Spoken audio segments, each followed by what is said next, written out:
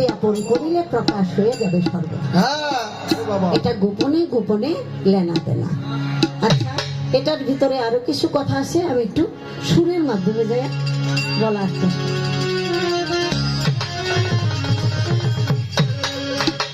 গুরু